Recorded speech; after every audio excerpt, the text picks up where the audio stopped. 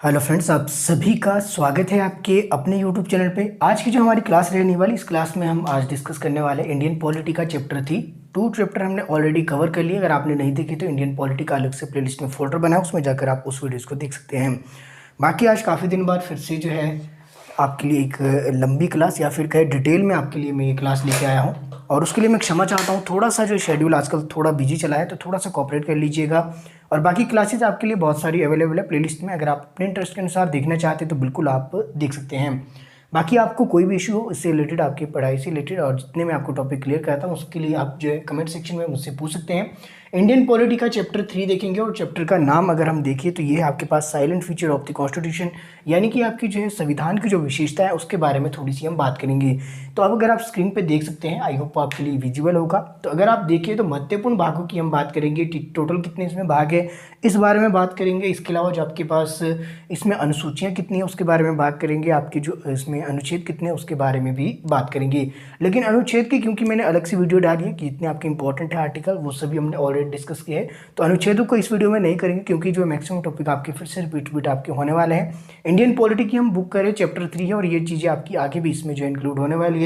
तो ऐसे में हम कोशिश करेंगे कि जितना आपके लिए रेलेवेंट हो और एग्जाम पॉइंट ऑफ व्यू से आपके लिए इंपॉर्टेंट है, उन्हीं चीज़ों को हम करने की कोशिश करेंगे। तो साइलेंट फीचर आपको पहले मैं ऐसे ही बता रहा हूँ क्योंकि हम इंडियन कॉन्स्टिट्यूशन की बात कर रहे हैं। हो सकता है कि आपने पिछली वीडियोस नहीं देखी है, अगर आप पहली बार इस चैनल पे आए हैं तो थोड़ा सा आपके लिए रिव्यू के तौर पे आपको बता दूं, और जो स्टूडेंट मेरे साथ पहले से बने उनका आपका रिवीजन इसमें हो जाएगा। तो इंडियन कॉन्स्टिट्यूशन की बात की जाए तो पहली अगर हम बात करें तो इसकी संविधान सभा जो आपकी थी, जिसने संविधान सभा का जो निर्माण किया, संविधान सभा की जो बैठकें हुई, संविधान सभा की हम बात कर रहे हैं, तो सबसे पहले जो संविधान सभा का जो गठन हुआ वो हुआ था आपकी किसके, कैबिनेट मिशन की सिफारिश पे। तो इतना आपने याद रखना है। 1946 में आपका कैबिनेट मिशन देखने को मिला, और उसकी सिफारिश पे आपकी जो है संविधान सभा का जो गठन किया गया, जिसमें कि पहली जो बैठक आपकी होती है संविधान सभा की, ये चीज़ें आपने बेसिक जो नोट डाउन करनी, बेशक पहले भी की है, एक बार फिर से कर लेना। तो ये आपका 9 दिसंबर। तो आपसे प्रश्न पूछा जाता है कि संविधान सभा की जो पहली बैठक हुई थी कब हुई थी, तो ये हुई थी आपकी 9 दिसंबर 1946। हो सकता है मैं थोड़ा सा जल्दी बोलूँ, तो आप बेशक जो कमेंट करके बता सकते हैं। थोड़ा सा इसको आराम से करने की कोशिश करेंगे, सिर्फ आप समझिए, रट्टा मत लगाइए। रट्टा लगाने से आपको कुछ दिन याद रह सकता है।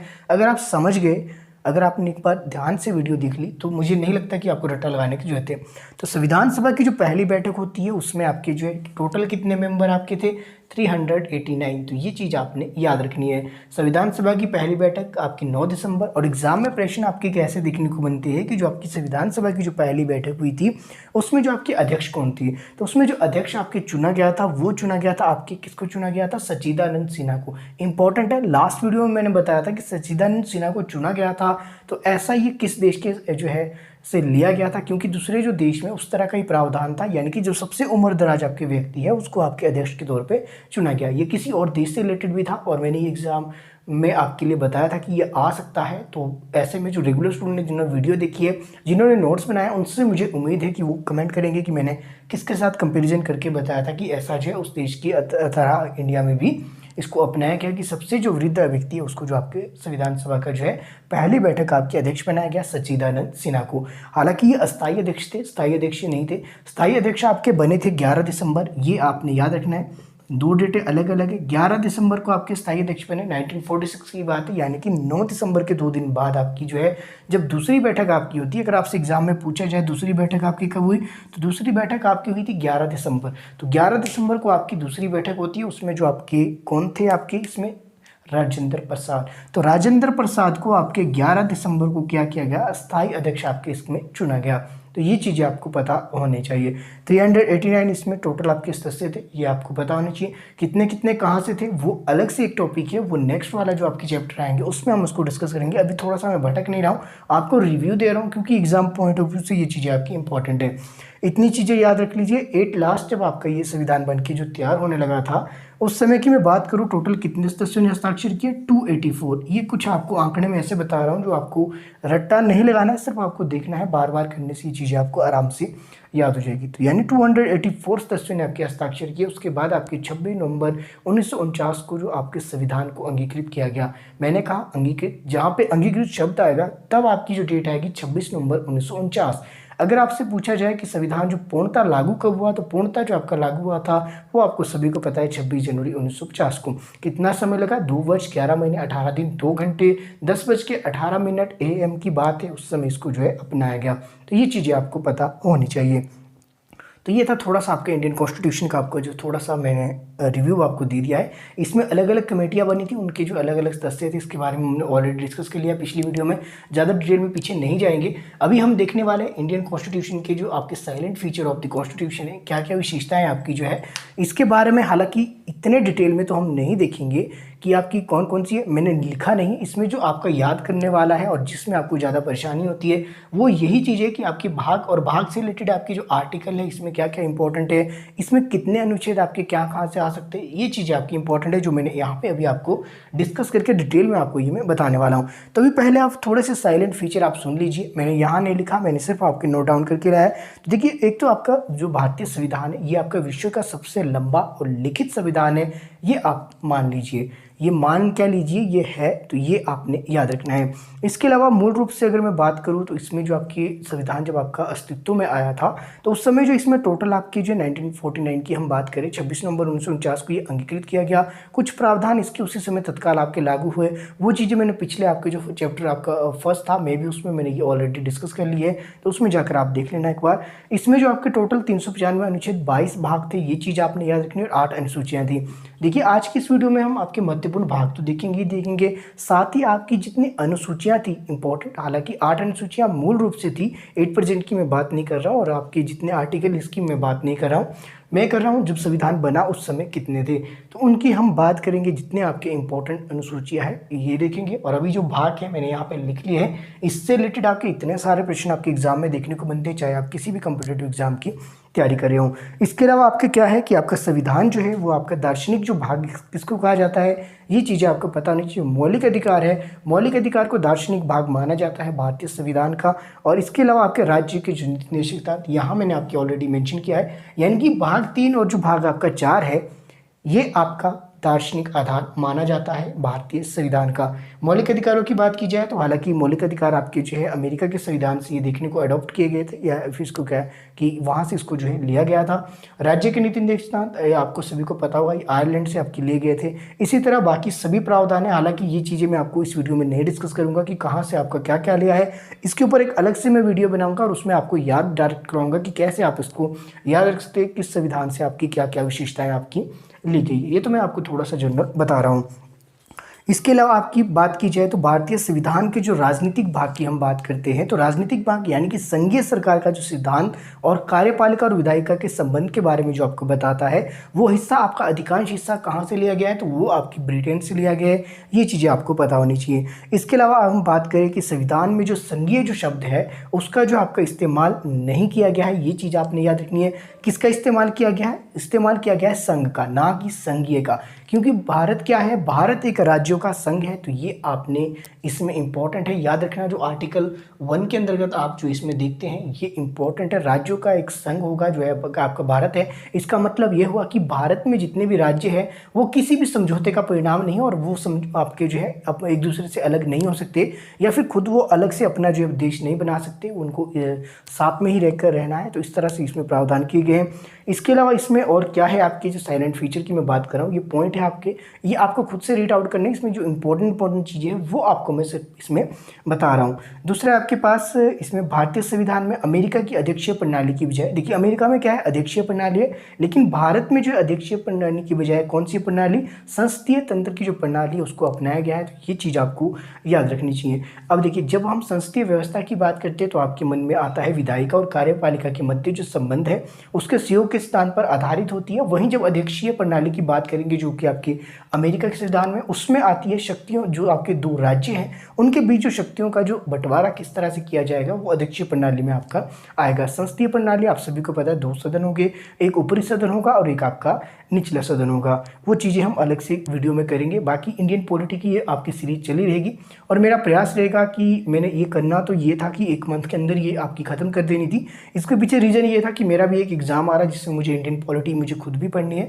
तो ऐसे मैं सोच रहा था, मैं खुद तो हालांकि मैंने 8-10 चैप्टर मैंने ऑलरेडी कवर कर लिए हैं, लेकिन अभी आपको मैं 3rd चैप्टर ही करवा रहा हूँ। ये मेरा रिवीजन चल रहा है, ये मान के आप चल सकते हैं। तो अगर ऐसा पॉसिबल हो पाए तो मैं आपके लिए बिल्कुल करूँगा। बाकी इस वीडियो को बनाने में कम से कम आपके 3 से 4 घंटे आपके एडिटिंग से लेकर अपलोड करने से लेकर लग जाते हैं, उस करके पॉसिबल नहीं होता कि आपके लिए डेली वीडियो डाली जाए, लेकिन मेरा प्रयास बिल्कुल रहेगा और आप मेरे साथ बने भी रह सकते हैं। देखिए आगे चलते आगे हम बात करेंगे संसदीय प्रणाली को सरकार के वेस्टमिंस्टर के रूप में भी उत्तरदायी जो है सरकार और मंत्रिमंडल के नाम से जाना जाता है। तो ये चीज़ आपने याद रखनी है, वेस्टमिंस्टर रूप, ये आपने याद रखना है ये शब्द। इसके अलावा आपकी जो है संसद की जो सर्वोच्चता होगी, संप्रभुता का जो नियम है, ब्रिटिश संसद ये जुड़ा हुआ है, ये चीज़ आपने याद रखनी है। और संविधान सभा में जो विधि की नियत प्रक्रिया का प्रावधान किया गया है, ये चीज़ आपने याद रखनी है। विधि की जो नियत प्रक्रिया है, जबकि भारतीय संविधान में विधि द्वारा जो है स्थापित है, ये आपने ध्यान रखना है। अमेरिका में बात की गई विधि की नियत प्रक्रिया, और जबकि भारतीय संविधान में विधि द्वारा स्थापित जो प्रक्रिया का जो है प्रावधान किया गया है। अब जो ये विधि द्वारा जो स्थापित प्रक्रिया है, जो ये मैं शब्द कह रहा हूँ, हो सकता है आपको ये समझना है कि ये किस तरह की विधि द्वारा प्राप्त। इसके लिए आपने क्या करना, आर्टिकल जो 21 है उसको आप पढ़ लेना, डिटेल में पढ़ना, उससे आपको ये चीज़ें क्लियर हो जाएगी। आगे चलेंगे। भारतीय संविधान एक ऐसी न्यायपालिका की स्थापना करता है जो अपने आप में एकीकृत होने के साथ साथ स्वतंत्र है और भारत की न्याय व्यवस्था में सर्वोच्च न्यायालय शीर्ष पर है।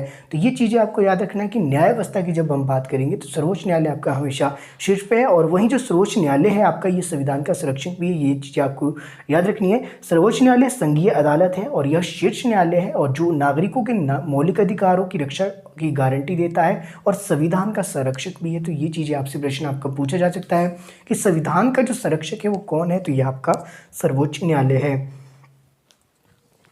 इसके अलावा आपको इसमें और क्या याद रखना है, इसके अलावा ये आपकी कुछ मैंने बता दिया। भारत का जो संविधान ये फेडरल है, और लक्षणों में बात की जाए एकल व संघीय दोनों का ये प्रतिनिधित्व करता है, ये चीज़ आपको पता होना चाहिए।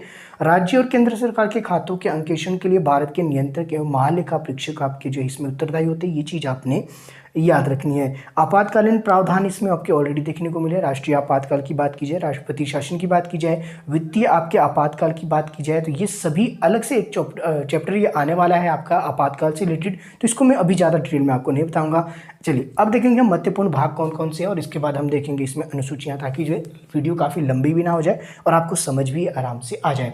महत्वपूर्ण भाग की बात करेंगे। हालांकि जब मूल संविधान आपका बना उस समय की बात अगर मैं करूं तो टोटल उस समय आपके जो है 22 भाग थे। इसमें जो इंपॉर्टेंट कौन कौन से थे ये अभी हम देखने वाले हैं, तो इसको आप जो है देख लीजिए। सबसे पहले अगर मैं बात करूं भाग 1 की, भाग 1 जो है आपका, देखिए इसको भाग को कैसे डिवाइड किया, हो सकता है कई बच्चों के मन में ये प्रश्न उठता हो कि भाग जो है आपके कैसे डिवाइड किए। तो इसको आप ये मान के चलिए कि आपके जो भाग है, एक जो पूरा आपका कॉन्स्टिट्यूशन जब आपका बना 395 जिसमें अनुच्छेद थे, उसमें हुआ ये कि 395 अनुच्छेद को अब याद कैसे किया जाए। जैसे आप किसी चीज़ को याद करने के लिए छोटे छोटे टुकड़ों में बांट देते हैं, उसी तरह इसमें क्या किया गया, एक से जो विषय थे, जैसे नागरिकता की मैं बात करूँ तो जैसे आपकी स्टार्टिंग की बात कर लेते, भाग 1 की बात कीजिए, संघ और राज्य क्षेत्र की जितनी भी इसमें बात की गई, जो आपके रिलेटेड थे, आपके आर्टिकल 1 से 4 तक आर्टिकल जो है आपके ये संबंधित है आपके संघ और राज्य क्षेत्र से।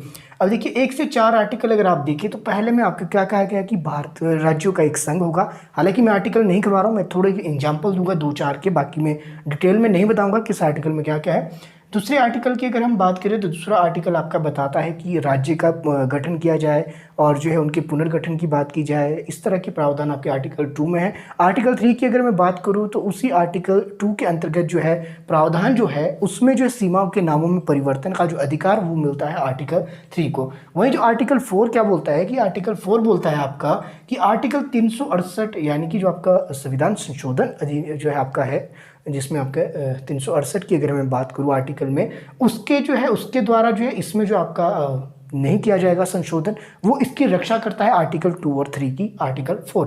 तो यानी कि 1 से जो ये विषय है इसको भाग 1 के अंतर्गत आपके सारे में डाल दिया है। तो भाग 1 आपको याद रखने में मुझे नहीं लगता ज़्यादा परेशानी होगी, क्योंकि राज्यों का संघ है, बाकी सीमाओं के नामों में परिवर्तन, नए राज्यों का निर्माण की बात की गई है, और 4 इनका जो आपका संरक्षण करता है। भाग 2 पे चलते हैं। इंपॉर्टेंट है सभी जितने मैंने लिखे, इसको आपको आराम से देखना है, याद करना है। याद ना करो, सिर्फ आप जो समझ लो एक बार, मुझे नहीं लगता कि आपको ये भूलने वाला है इसके बाद। चलिए आगे देखेंगे। आगे देखिए, अब नागरिकता की बात की गई है क्योंकि नागरिकता आपकी जो आर्टिकल 5 से लेकर नागरिकता की बात की गई कि कैसे आपकी नागरिकता आपको मिल सकती है अगर आप पाकिस्तान में थे, भारत में जो है स्वतंत्रता से पहले थे, स्वतंत्रता के बाद है, आपके माँ बाप भारत में रहते हैं, या फिर आप जो इतने अधिक समय तक भारत से बाहर चले गए, इस तरह की बातें जितनी भी आपकी जो संबंधित है ये आर्टिकल 5 से 11 में आपकी दी गई है, जो कि आपके भाग 2 में डाला गया है। यानी कि कहने की बात है, मैं आपको समझा रहा था, आपसे क्या समझा रहा था कि भारतीय जो संविधान है उसको भागों में कैसे डिवाइड किया गया। यानी कि एक से जो विषय थे आपके, एक से जो आर्टिकल थे जिनका संबंध एक दूसरे से है,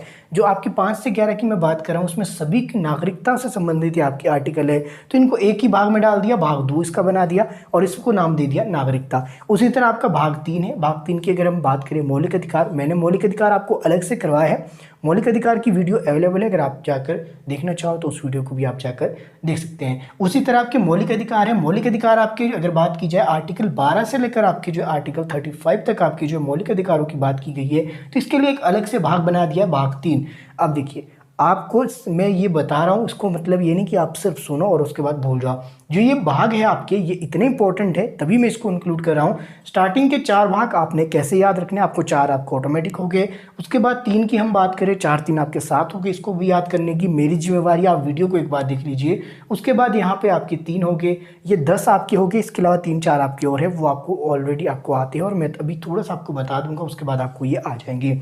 तो भाग 3 आपका मौलिक अधिकार से संबंधित में आपके पास 12 से 35 तक जो है आपके आर्टिकल आपके इसमें दिए गए हैं, और 12 से आपके जो 35 तक है, इसमें आपने देखा होगा कि आपको मैक्सिमम 14 से लेकर आप आर्टिकल पढ़ते हैं और आपके 32 तक, और जिसमें कि आप 14 की अगर हम बात करें, 14 से 18 तक की बात करें तो समानता की बात की गई है। उसके बाद 19 से 22 आपकी स्वतंत्रता की बात की है, जिसमें कि 6 तरह की स्वतंत्रता आपके 19 से 1 में देखने को मिलती है, तो वो अलग से टॉपिक है, वो मैंने मौलिक अधिकार बारे में ऑलरेडी आपको बताया है और याद करने का मेथड भी बताया है। मौलिक अधिकारों को आप कैसे याद रखेंगे, अगर आपसे प्रश्न पूछा जाए मौलिक अधिकार जो है आपके किस भाग में, तो भाग 3 में आपका जो मौलिक अधिकार आते हैं, आर्टिकल आपके 12 से 35 तक होगा।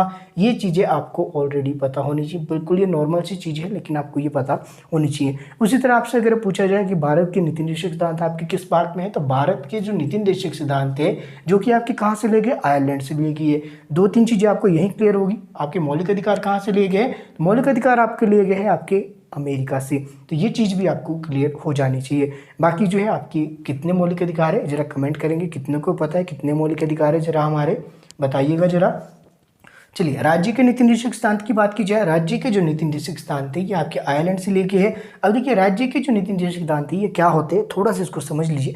मौलिक अधिकार आपके हो गए जो कि आपको अधिकार प्रदान किए जाते हैं कि आपको ये अधिकार है, आप ये भी कर सकते हैं, घूम भी सकते हैं, कानून के समक्ष आपको समानता प्रदान की गई है, धर्म की स्वतंत्रता रक्षा कर सकते हैं, आप इकट्ठे हो सकते हैं एक जगह, आपको जो है शैक्षणिक और आपको जो है दूसरे अधिकार आपको प्रदान किए गए हैं। इनके संरक्षण के लिए आर्टिकल 32 दे दिया है आपको, अगर उसका उल्लंघन होता है तो आप आर्टिकल 226 के अंतर्गत आप या तो उच्च न्यायालय में जा सकते हैं या फिर आर्टिकल 32 के अंतर्गत आप जो है अपने जो सुप्रीम कोर्ट में जो उसके खिलाफ आप रिट कर सकते हैं। तो इस तरह के अधिकार की सुरक्षा आपके आर्टिकल 32 करता है, तो ये चीज़ें इसमें होगी और बाकी ये आपको अधिकार प्रदान किए, आपको समझ आ गया कि अधिकार क्या है। अब राज्य के नीति निर्देशक सिद्धांत है, इसको आप समझ लीजिए। जब आपका भारतीय संविधान बना या फिर आप कहें कि जब आपका संविधान चलो बन गया आपका 1947 में, जब आप जो है भारत आज़ाद हुआ, उस समय आपकी जो इतनी आर्थिक स्थिति अच्छी नहीं थी भारत की कि जो है कुछ प्रावधान आपके पहले ही किए जाए। जैसे कि मैं आपको एग्जांपल दूंगा आर्टिकल 40 का। आर्टिकल 40 क्या बोलता है, पंचायतों का गठन किया जाए, ये आपके राज्य के नीति निर्देशक सिद्धांत में आपका ये जोड़ा गया था।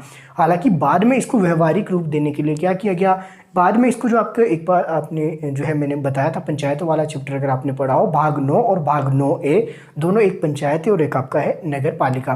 तो ये दोनों आपको भाग अभी हम इसको डिस्कस करेंगे, इसको आपको मैं बताता हूँ, थोड़ा सा आप सुन लीजिए क्योंकि सुनने से आपको ज़्यादा जो है बेहतर अंडरस्टैंडिंग हो सकती है। तो इसमें आप जो क्या करेंगे, ये आपके राज्य के नीति निर्देशक सिद्धांत आपको बता रहा हूँ। आर्टिकल 40 हमारा पहला ही था, पंचायतों का गठन किया जाएगा, सिर्फ किया जाएगा, यानी कि इसमें ऐसे विषयों को आपके अंकित किया गया जो कि हमारे जो है इंडिया में जो आपके ज़रूरी है इम्प्लीमेंट करने। लेकिन अभी जो स्थिति ऐसी है कि स्वतंत्रता के समय की मैं बात कर रहा हूँ, स्थिति ऐसी थी कि अभी वो इम्प्लीमेंट नहीं किए जा सकते। तो ऐसे में क्या किया गया कि ऐसे में जो एक लक्ष्य निर्धारित किए गए कि इसके अंतर्गत जितने भी आपके आर्टिकल आएंगे उन सभी को जो आने वाले समय समय में जब भी आपका जो पॉसिबल होगा उनको जो है आपके लागू कर दिया जाएगा। उसी का परिणाम था कि आर्टिकल 40 को आपके व्यवहारिक रूप दिया गया। आपके 1992 में जो आपका अमेंडमेंट आपका जो करवाया गया था आपका 73rd और 74th। 73rd आपके पंचायतों से संबंधित है जिसमें आपके 29 विषय थे, और 74th की अगर मैं बात करूँ वो नगर पालिकाओं से संबंधित, जिसमें आपके 18 विषय दिए गए थे, जो कि आपका 1993 में आपका जो प्रभावी तौर पर आपका लागू हुआ। हालांकि इसे ऐसा नहीं है कि इससे पहले आपकी जो पंचायतें नहीं थी। अगर आप देखिए 1959 की अगर मैं बात करूं तो राजस्थान के नागौर आपका जो ऐसा है जहां पे आपकी पंचायती राज आपका जो शुरू किया गया था वो विषय अलग है, लेकिन एज है कॉन्स्टिट्यूशन असेंबली, यानी कि आपका जो है भारतीय संविधान का इसको जो हिस्सा बनाया गया वो आपका 1992 में 73rd और 74 जो आपका अमेंडमेंट हुआ उसके अंतर्गत इसको लाया गया था। तो राज्य की नीति निर्देशक सिद्धांत आपको पता लग गया कि उस समय आपके निर्धारित किए गए थे लक्ष्य, और उसके बाद क्या किया, बाद में इसको जो है आराम से इसको इम्प्लीमेंट किया गया। उसके बाद इन आर्टिकल को जो है उनका जो है व्यवहारिक रूप प्रदान किया गया। उसी का परिणाम है, अगर आप आर्टिकल 45 अगर आप देखिए, उसी का परिणाम है कि आर्टिकल 45 आप पढ़ना और आर्टिकल 21A पढ़ना, और उसके बाद इसमें डिफरेंस क्या है ये चीज़ आप जो है समझने की कोशिश करना कि मैं आपको क्या कह रहा हूँ।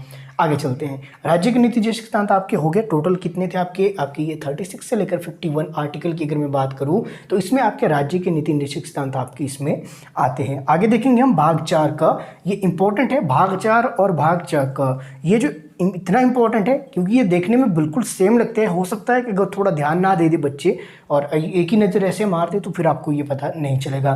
तो भाग 4 बोलता है राज्य की नीति, और आपका भाग 4 क्या बोलता है, ये बोलता है आपके मौलिक कर्तव्य। अब प्रश्न आपसे यहाँ से ये भी बनता है जो आपका मौलिक कर्तव्य किस आर्टिकल के अंतर्गत है, तो आर्टिकल 51A, क्योंकि आर्टिकल 50 तक तो आपके ऑलरेडी यहाँ पे अगर हम देखिए तो राज्य के नीति निर्देशक सिद्धांत आपके ऑलरेडी आ गए हैं। तो आपके 51A में क्या आएगा, वो आएगा आपके मौलिक कर्तव्य। और मौलिक कर्तव्य आपके कहाँ से लिए गए थे, ये आपके रूस से लिए गए थे। ये चीज़ें आपको थोड़ी सी पता होनी चाहिए, ये मैं नहीं बताना चाह रहा था ज़्यादा डेप्थ में जाके, लेकिन बता देता हूँ, साथ साथ ये चीज़ें आप याद करके चलिएगा। मौलिक कर्तव्य की बात की जाए तो जब आपका भारतीय संविधान बना उस समय मूल कर्तव्य आपके कितने थे, तो उस समय मूल कर्तव्य आपके 10 थे। तो ये चीज़ आपने याद रखनी है। 8% आपके कितने हैं, इसमें 11 है। और 11वां कौन सा छोड़ा गया है ये भी आप कमेंट कर सकते हैं। इतने सारे प्रश्न आपको जो मैं होमवर्क देता हूँ, जो ईमानदारी से स्टूडेंट पढ़ रहा है, मेरे लिए मत करना कमेंट, अपने लिए करना, और अगर आपने नहीं भी करना होगा एटलीस्ट आप सर्च करके इसको जरूर देख लेना।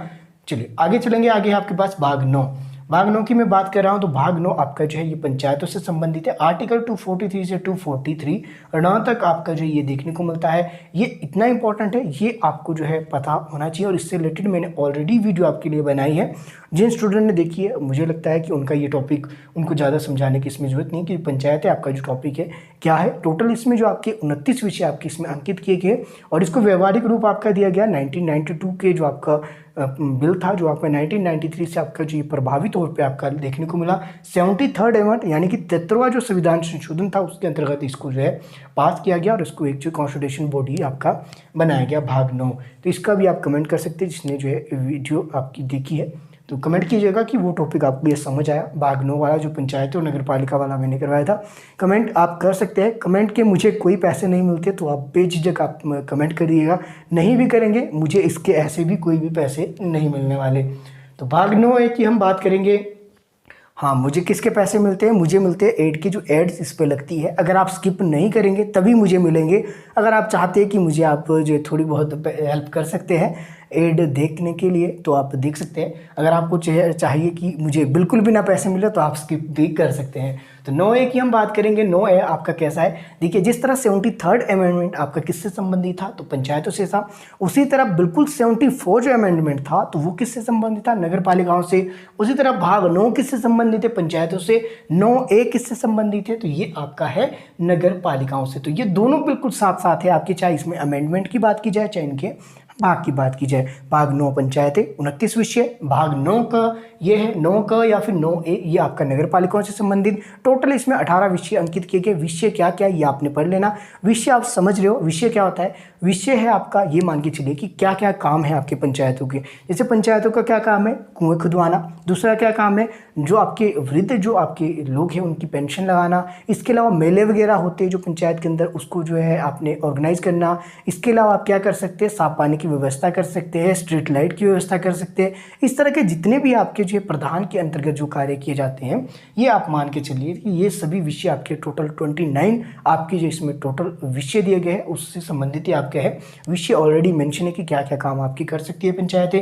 उसी तरह आपके नगर पालिकाओं की मैं बात करूं तो 18 विषय आपके टोटल इसमें जो अंकित किए गए हैं और ये आपका आता है 74 अमेंडमेंट, यानी कि 74वां आपका संविधान संशोधन आपका 1993 से आपका प्रभावी हुआ। हालांकि 1992 का ये जो है था आपका एक्ट, ये आपने इसमें कंफ्यूज नहीं होना। 1992 में ये पास किया गया और ये आपकी जो संसद में ये गया था और 1993 से आपका दोनों प्रभावी हुए, चाहे आपका ये पंचायतें हो या फिर आपका नगर पालिका हो। तो आई होप इतना आपको क्लियर हो गया होगा। तो आर्टिकल 9 और आपके आर्टिकल 9 ये हमने देख लिए है। इनके आर्टिकल आप लिख लेना 243 से लेकर 243 तक और इसके अलावा 243 त से लेकर 243 छ तक। अब इंग्लिश में ये क्या क्या हो गए मुझे नहीं पता, हो सकता है मेरे साथ कुछ जो है इंग्लिश वाले स्टूडेंट भी हो। तो ऑनेस्टली मैं आपको बताना चाहता हूँ कि I am not comfortable to speak English but I try my best. If you have any problem you can comment in leave comment in comment section. तो मैंने बता दिया है कि मैं कंफर्टेबल नहीं हूँ और बाकी मैं प्रयास मेरा रहता है कि आपको मैं समझाऊं। बाकी कुछ साइकोलॉजी की वीडियोज़ है, हो सकता है उनको मैं आपकी जो इंग्लिश में पूरी आपके लिए प्रोवाइड कराऊं। बाकी ये हिंदी की है ये आपकी क्लास, ये मान के चलिए हिंदी मीडियम वालों के लिए है। बाकी इंग्लिश मीडियम वाले कुछ एक टॉपिक आपके रह जाते हैं, ये आपके जैसे मौलिक अधिकार वगैरह आपका हो गया, राज्य की नीति के साथ इंग्लिश में क्या बोलेंगे, इस तरह आपको प्रॉब्लम हो सकती है। लेकिन ये आप जो इससे भाग आप इसको सर्च करके देख लेना और आर्टिकल आप देख लेना। बाकी समझ तो आप हिंदी में भी सकते हो। बाकी मैं बोलने को मैं बोल सकता हूँ, लेकिन मुझे लगता है कि जितना मैं हिंदी में इफेक्टिव तरीके से आपको समझा सकता हूँ उतना एज इट इज़ मैं इंग्लिश में समझा नहीं सकता, तो उस करके मैं इसको यूज़ नहीं कर रहा हूँ। चलिए आगे चलेंगे। आर्टिकल आपका देखेंगे 11 आर्टिकल, माफ कीजिएगा, आर्टिकल 11 में रहेगा आपके आर्टिकल 243 से लेकर 263 तक।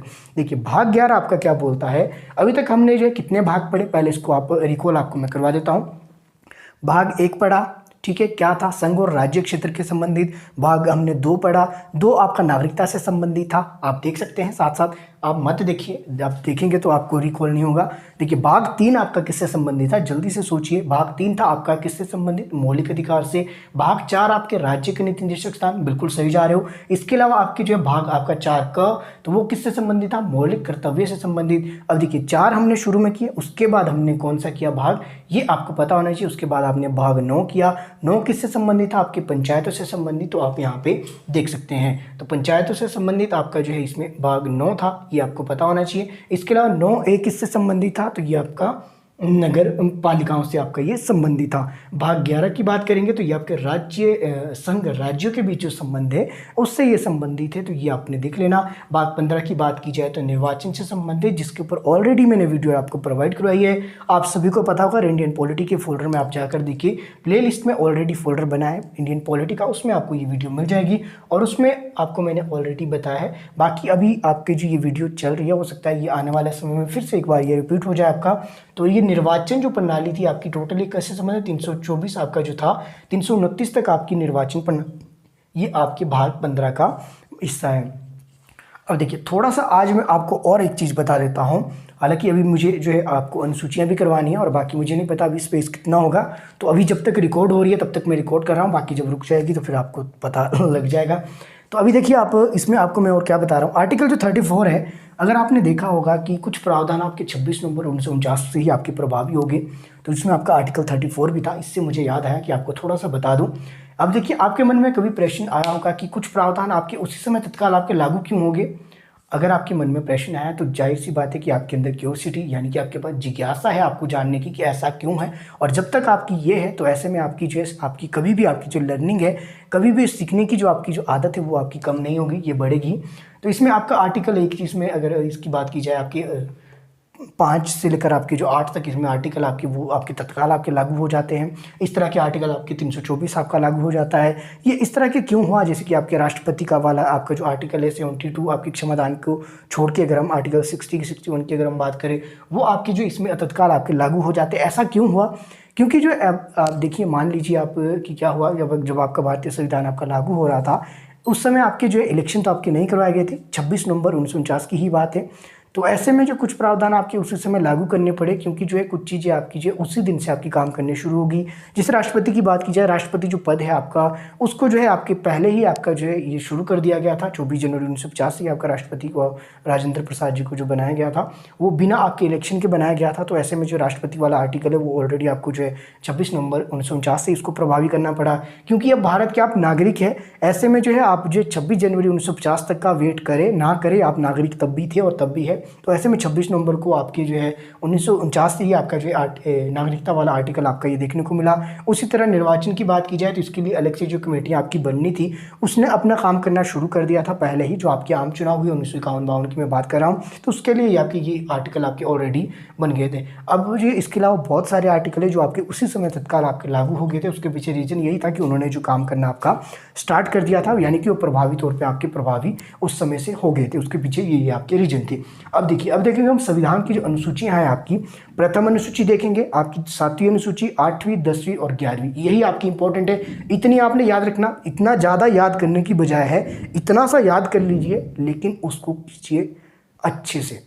चलिए, पहली अनुसूची आपको ज़्यादा प्रॉब्लम नहीं होनी चाहिए। जिस तरह यहाँ भाग 1 है आपके पास, आर्टिकल 1 से 4 तक आपकी जो भाग 1 है, तो पहली अनुसूची भी आपकी इससे संबंधित है। सीधा सा आपको कुछ भी इसमें याद नहीं करना है। तो इसमें आपको बता दिया क्या क्या था आपके आर्टिकल, मैंने आपको थोड़े से इसमें डिस्क्राइब करके ऑलरेडी बता दिया, अगर आपने ध्यान से सुना होगा।